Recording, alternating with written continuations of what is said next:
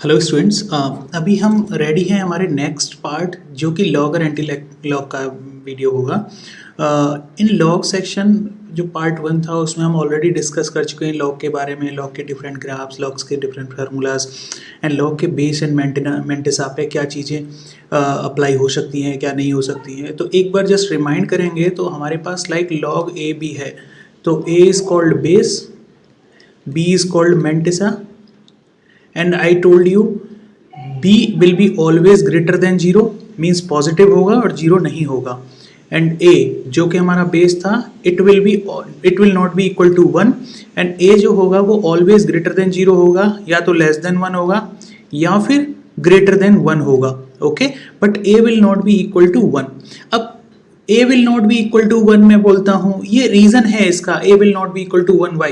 Like example के लिए I want to calculate log of 1 2 जिसमें बेस मेरा 1 है एंड मेंटिसा 5 है, तो I can write like this also log 10 2 divided by log 10 1, correct. और आपको पता है log 1 की वैल्यू होती है 0 किसी भी बेस पे, तो जब आप देखते हैं तो log 10 2 डिवाइडेड बाई 0 जब आप इसको सॉल्व करेंगे it will be infinite. So this is indeterminate form.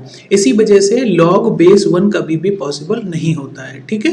Means रखते नहीं है हमको, ये हमारे डोमेन के अंदर आता नहीं है कि हम बेस को 1 रखें। Okay, so now come with the next topic that is antilog. Antilog कब आता है? Antilog actually if I say antilog is nothing but antilog is inverse of log, inverse of log. आप लॉग का अगर inverse लेते हो तो आपको एंटीलॉग मिलता है। जैसे एग्जांपल के लिए मान लो y is equal to log of A B है मेरे पास, तो जब आप बोथ साइड का एंटीलॉग लोगे, एंटीलॉग लोगे तो आपको क्या मिलेगा? Antilog of y is equal to antilog of log of A B. Okay, and जैसा कि मैंने बोला कि antilog is nothing but inverse of log. It means जैसे आपको 2 है और 2 का इनवर्स होता है 2 इनवर्स, तो जब आप दोनों का मल्टीप्लाई करोगे इट विल रिजल्ट इनटू 1। तो सेम केस होता है, एंटीलॉग लॉग से जब मल्टीप्लाई करता है तो उसको कैंसिल कर देता है, और आइडियली हमको बचता क्या है? हमको मिलता है a to the power b। Okay, तो y is equal to a to the power b, ऐसा मिलता है हमको। तो जब जब आप ऐसा करोगे तो आपको मिलेगा y is equals to a to the power y। Okay, so antilog of y is equals to a to the power y। So antilog. और वैसे भी आप देखो, जब आपको y is equals to log of base a mantissa b चाहिए तो b को कैसा होना चाहिए? एक्चुअली b को होना चाहिए a to the power y। Okay, ऐसा होना चाहिए। तो b is equals to a to the power y। So b is equals to a to the power y, correct. तो इस तरीके से हम चीजों को कैलकुलेट करते हैं एंटीलॉग में। तो अगर मान लो नेचुरल लॉग है मेरे पास y is equals to ln of x, और नेचुरल लॉग के केस में मैंने बोला था आपको जो बेस होता है वो e होता है। Okay, and e to the power e x आ जाएगा, base will be e, mantissa will be x. और जब आप दोनों साइड का एंटीलॉग लोगे तो आपको मिलेगा x is equals to e to the power y। Okay, x is equals to e to the power y, ऐसा आपको मिलेगा। तो क्या मैं ये कह सकता हूँ y is equals to e to the power x? Yes, अगर मेरा इनपुट जो है x हो और आउटपुट y हो, ऐसा हो सकता है। सो दिस इज माई इनपुट। ये मैं क्यों लिख रहा हूँ? Because for representation of graph, क्योंकि ग्राफ में कभी भी जब हम रिप्रेजेंट करते हैं तो एक हमारे पास आउटपुट होता है, एक इनपुट होता है, ठीक है। तो एक टेबल क्रिएट कर लेते हैं, मान लो this is my output, this is my input. जब आप इनपुट को 0 रखेंगे, ओके, तो e to the power 0 will become 1। जब आप 1 रखेंगे x को तो y विल बी e। जब आप 2 रखेंगे तो it will B e square. Okay, तो इस तरीके से आपको जो है आउटपुट्स मिलने लगेंगे। अब देखो, मान लो अगर मैं x की वैल्यू नेगेटिव ले लेता हूँ, जैसे नेगेटिव मीन्स -1, तो आपको क्या मिलेगा? e टू द पावर -1, ऐसा मिलेगा। और जब e टू दी पावर -1 मिल रहा है तो अब हमारे लिए जरूरत रहती है कि हम e की वैल्यू कैलकुलेट करेंगे, e की वैल्यू होती क्या है। तो अगर आप देखोगे, आप कुछ भी कैलकुलेटर्स वगैरह यूज कर सकते हो, या फिर बहुत सारे तरीके हैं e की वैल्यू पता करने के। और कई बार लोग रिमाइंड करते हैं, आई ऑलवेज टेल e का वैल्यू हमेशा ग्रेटर देन 2 होता है, तो एक्चुअली इसकी वैल्यू होती है 2.71 समथिंग। ओके, तो इट मीन्स जब आप x का वैल्यू -1 पुट करते हैं तो आपको आउटपुट में मिलता है e टू द पावर -1। इसका मीनिंग क्या हो गया? इसका मीनिंग हो गया 2.7 टू द पावर -1, और I can write it as 1/2.7। Okay, जब आप देखो 1/2.7 का मतलब है ये डेफिनेटली 0 पॉइंट समथिंग समथिंग मिलेगा। देखो ये क्यों होता है? जब भी आप कोई वैल्यू को लाइक 1 को आप ग्रेटर देन 1 से डिवाइड करेंगे, ग्रेटर देन 1 मीन्स 2, 3, 4, तो आपको जो आउटपुट मिलेगा या आंसर मिलेगा वो 0 पॉइंट समथिंग मिलेगा, मीन्स लेस देन 1 मिलेगा। तो जब भी आप लोअर वैल्यू को हायर वैल्यू से डिवाइड करते हैं हमेशा आपका आंसर 0 पॉइंट समथिंग ही आएगा। इट मीन्स मैं ये कह सकता हूँ when ever I am putting negative value in input my output is coming for -1, ये ऐसा होगा। अब मान लो मैं ये कहता हूं कि नहीं x इज इक्वल टू -0.5 है, तो y क्या मिलेगा? e to the power -0.5। Okay, और e टू द पावर -0.5 जब आप कैलकुलेट करोगे तो आपको मिलेगा कुछ इस तरीके से।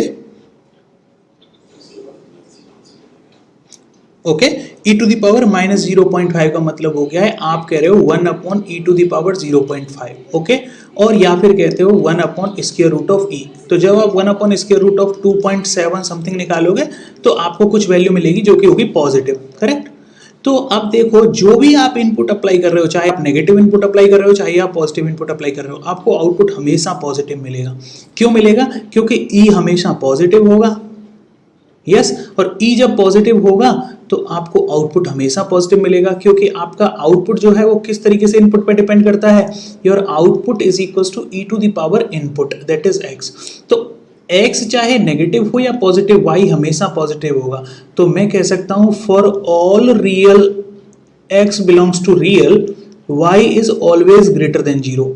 इफ अगर मैं आपसे पूछता हूं क्या y 0 हो सकता है, तो आंसर होगा हाँ पॉसिबल है, if x tending to infinite. Positive infinite no, negative infinite. अगर x नेगेटिव इनफाइनाइट होगा तो y जो है वो 0 की तरफ टेंड करेगा। क्यों? क्योंकि y इज इक्वल्स टू आप कर रहे हो e to the power x, और जब x हो जाए e to the power minus infinite या फिर आप कहोगे 1/e की पावर इनफाइनाइट, तो आप e की पावर इनफाइनाइट कर रहे हो। तो जब e की पावर इनफाइनाइट करोगे और e क्या है? e 2.7 है, तो हमेशा याद रखो let suppose a to the power आपने किया प्लस इनफाइनाइट, तो it will be infinite if a greater than 1।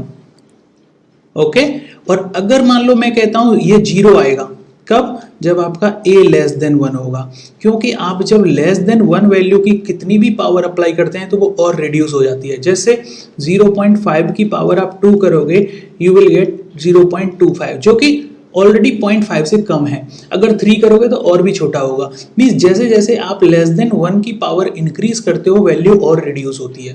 तो इस वैल्यू जो कि 2e है मेरे पास, जिसकी वैल्यू है 2.7 समथिंग, 2.7 समथिंग की पावर जब आप इनफाइनाइट करोगे तो ये चलेगी इनफाइनाइट की तरफ, और 1/इनफाइनाइट इज नथिंग बट 0, वो 0 की तरफ टेंड करता है। तो इस सब को ध्यान में रखते हुए अगर मैं ग्राफ बनाऊं तो मेरा जो ग्राफ आएगा वो देखो क्या आएगा। ग्राफ में एक चीज तो क्लियर हो गई है, क्या? कि चाहे मैं x को नेगेटिव दूं या पॉजिटिव, मुझे आउटपुट मिलने वाला है पॉजिटिव ओनली।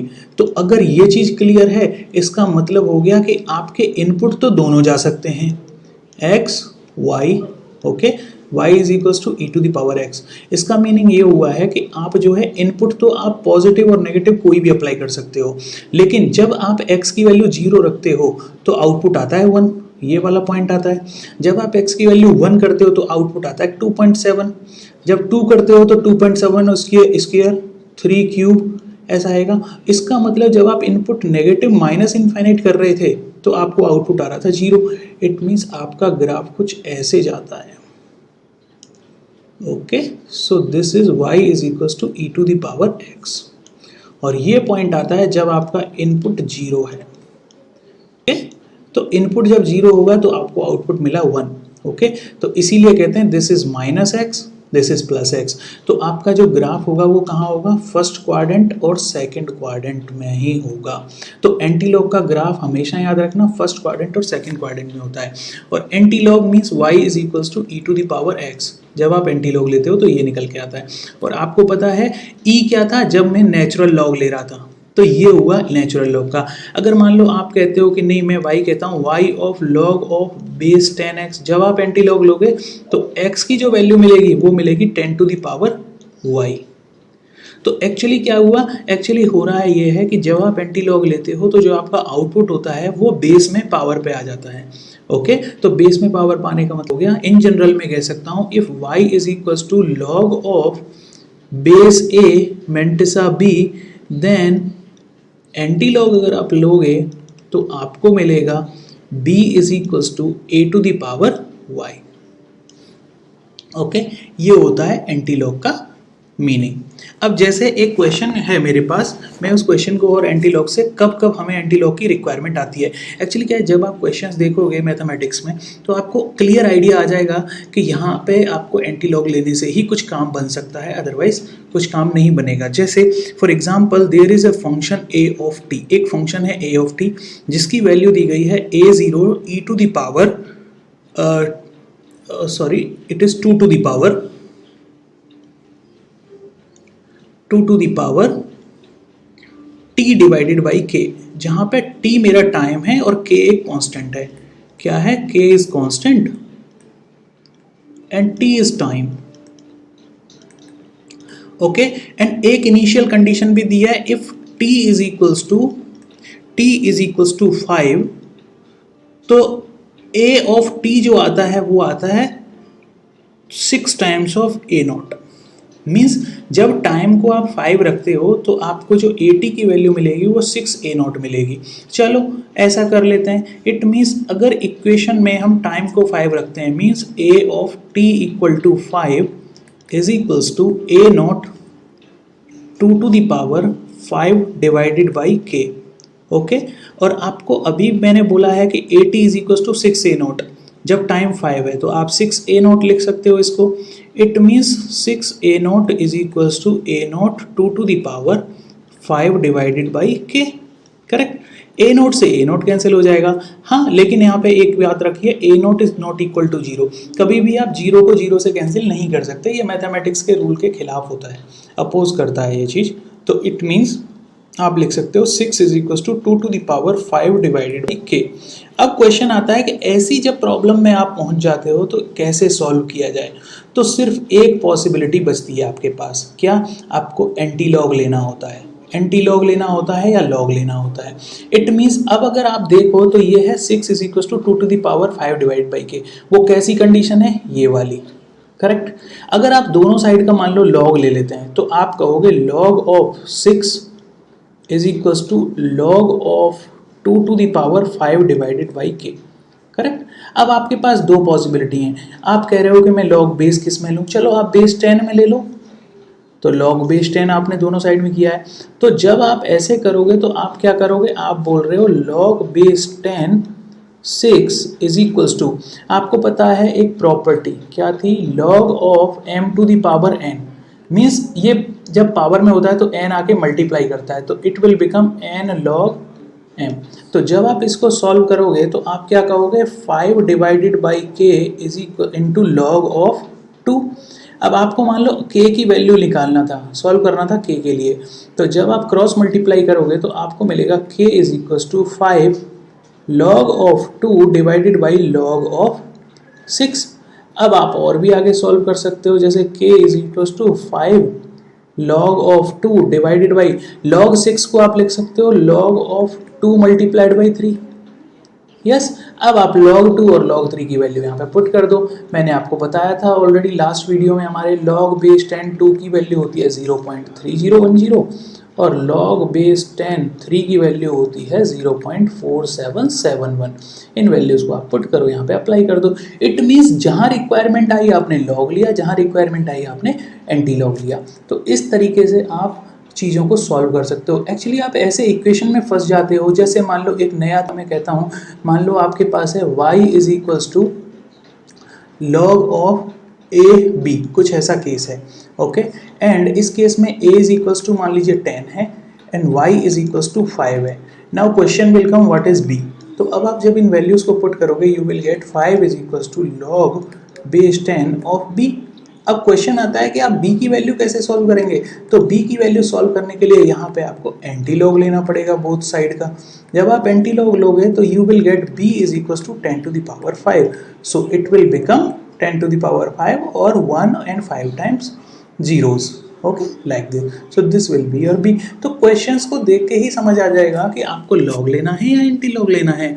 तो एंटी लॉग का मीनिंग सिंपल यही है कि y is equals to log of ab है तो b will be a to the power y, it means your mantissa will become a to the power y, okay, y a means a is base, y यहाँ पे आएगा, okay.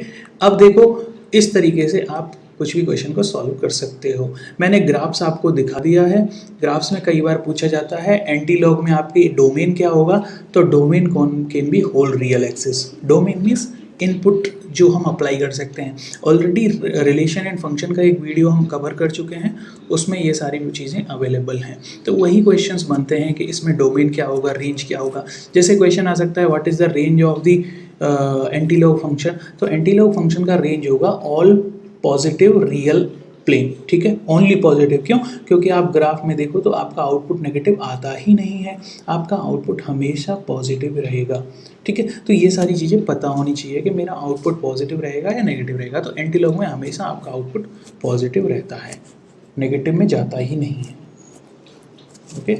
If there is any question from your side you can post in to comment. Thank you.